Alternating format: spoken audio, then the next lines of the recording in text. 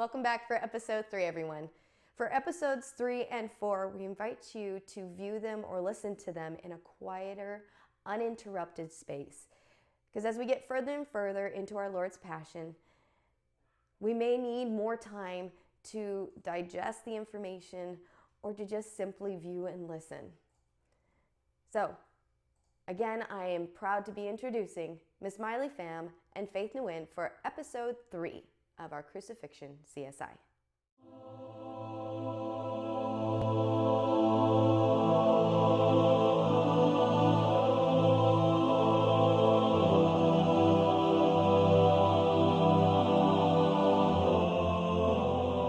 Hi everyone, it's Faith. Hi everyone, it's Miley.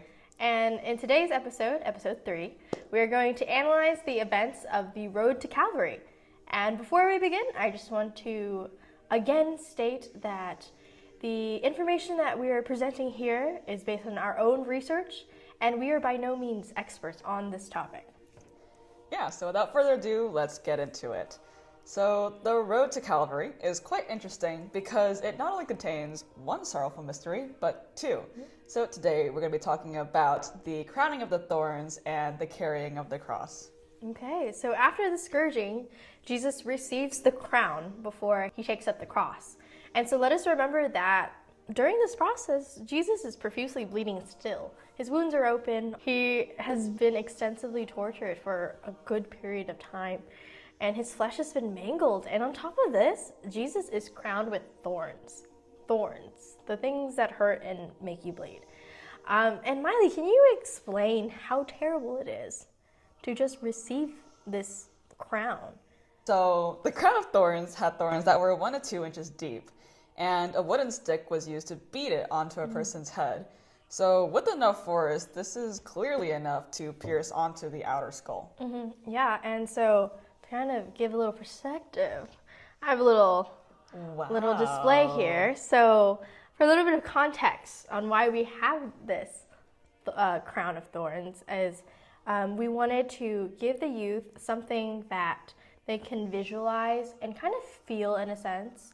And so we lightly placed this on their heads, and just the feeling of it on their heads, the little sensation, just a little touch. We didn't push it down or anything. We just placed it on, and you can they felt uncomfortable. So you can only imagine the nerves that the thorns hit as it's being forcefully pushed down into Jesus' skull. So Miley, can you kind of dive into this a little bit more? Yeah, so we know exactly what nerves are actually impacted by the crowning of the thorns. So 2 major nerves supply sensory information to the brain from the head. The trigeminal nerve, which basically supplies the front half of the head, and the greater occipital branch, which supplies the back half of the head. These 2 nerves cover all of the areas of the head and the face. So if you irritate either of these nerves, then you get neuralgia, which is also known as nerve pain. So a WebMD article explains that occipital neuralgia, so the back of the head neuralgia, can be caused by trauma to the back of the head, or anything that compresses the nerves, and is described as feeling like an electric shock that goes through the posterior head and neck. And then Mayo Clinic also describes trigeminal neuralgia as feeling the exact same way, just in the front of the head, but it can be 10 times worse because you would experience a new shock of pain due to swallowing, due to talking, due to the wind. And mind you, Jesus is outside, and so that means that he literally couldn't catch a break. And so Jesus' crown of thorns sat at the top of his head, and the crown obviously would have been bigger than this one. But that means that all of those nerves are agitated all the time. Wow, it's so hard to even try to imagine the feeling of this, to have every part of your body just different sensations of pain all at once from different stimuli.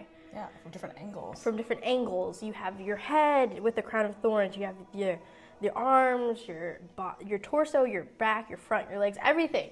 Different angles, and it's so hard to kind of just imagine the neuralgia that Jesus is feeling and those sensations of pain. And I'm trying to picture how it would feel, and the only thing I can really think of is the feeling of getting hand sanitizer into a paper cut. And when you think about it, most of the time when you're feeling this burning, almost painful sensation of the hand sanitizer flooding the cut, you don't even see the cut. Like, Yeah. it's so small that you can't even see the cut, but yet you're feeling this pain. And I can only imagine that when Jesus is feeling that kind of pain, like the cooling sensation from the hand sanitizer turning into like all that, Jesus' wounds are so much bigger, so much deeper. And I can't even imagine how the cold wind is making this feel. And then on top of that, they're walking on a dirt road, cobblestone. There's dirt being added into the mixture too. And so his cuts from the inside are being almost scratched even more with the dirt and rocks that come in. And then on top of all of this that he's already feeling, he receives an unfinished cross. Yeah, and so I know that you've been looking into some of the sort of descriptions of the cross and its details. So then let's move on to the actual cross. Yeah. So what are some things that you found out about the cross? Okay, so the cross consisted of two parts. The first part is the vertical beam called the stipes ticulum, and then the horizontal beam, or the cross beam, as it's commonly called, which is called the patibulum or antenna. And so the cross typically stood at 7 to 7.5 feet tall. And this was done on purpose because it made it easier for the Roman soldiers to lift the victims up and also take them down, as well as allowing it at a height for wild beasts of the land to come and finish off the victims. That's so gnarly.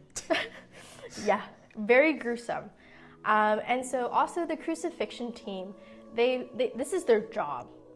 They're trained in crucifixion, so they're masters of what they do. And so this team consists of a exactor mortis, or a centurion, as we call it, and 4 quaternioni, which is soldiers. And so also what I want to point out that is a little bit different of our perspective of the carrying of the cross is that many images depict Jesus carrying the cross, the complete cross, over his shoulder. But it's more likely that Jesus only carried the cross beam, because most of the time the vertical beam, the stipes, were permanently placed at the crucifixion site, and the victim would be carrying the cross beam up to that site. And so most likely Jesus' wrists would have been tied to the cross beam, so his hands would be tied back, and he's walking. And so on his walk he falls 3 times.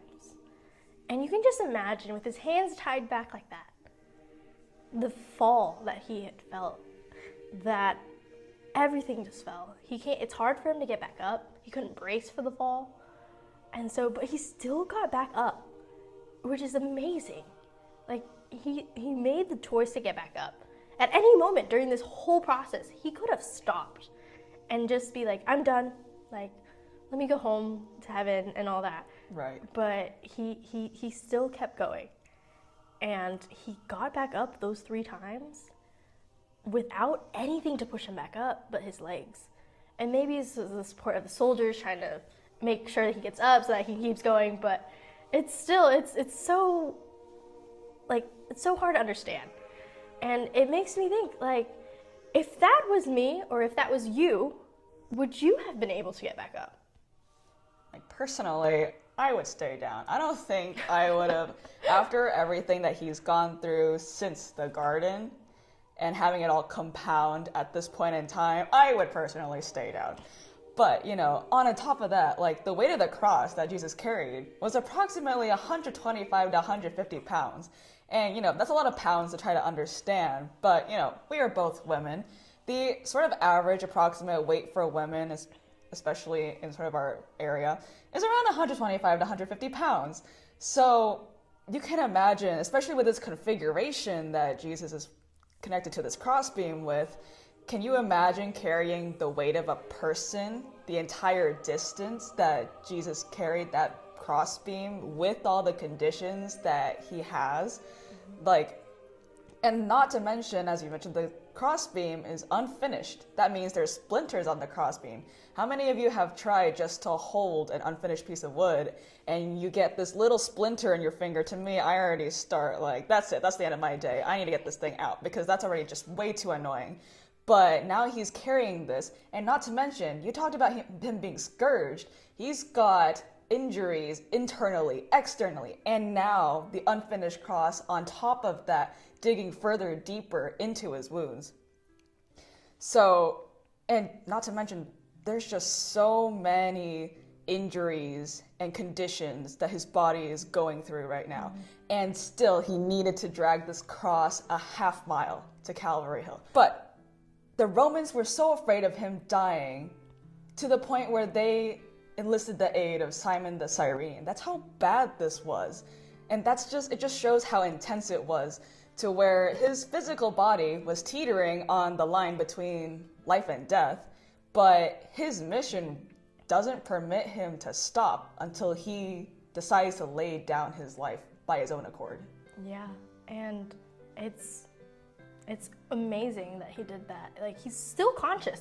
Like, that's what's the crazy part. It's everything that we're talking about. The intense pain, all the sensation he's feeling would have made anybody just give up. But Jesus saw the face of the people who he's doing it for in the crowds.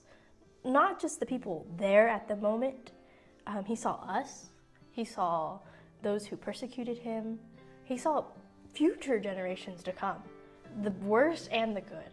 And so he still continues to push on. And it's such a powerful reminder that his mission is to put down his life. And at that moment, he knew it wasn't the time yet. And so after dealing with the hematidrosis in the garden, after the scourging, after the forceful pushing and placement of the crown of thorns, he's now carrying his cross to Calvary, and he still remembers his mission. And as I was saying earlier, like, he's doing it for the people now and in the future, and for everyone. He's just enduring. He's taking this all on for us. So that cross that he's carrying, it's not even just the physical weight is heavy, but the spiritual weight too. Thank you for listening to today's episode of the CSI of the Passion of Christ. Make sure to check out the other episodes in the series, and we will see you next time. This concludes episode 3. Again, we invite you to find a quiet moment as we end this episode to reflect and give thanks on all of this that our Lord gave for us. We'll see you for episode 4.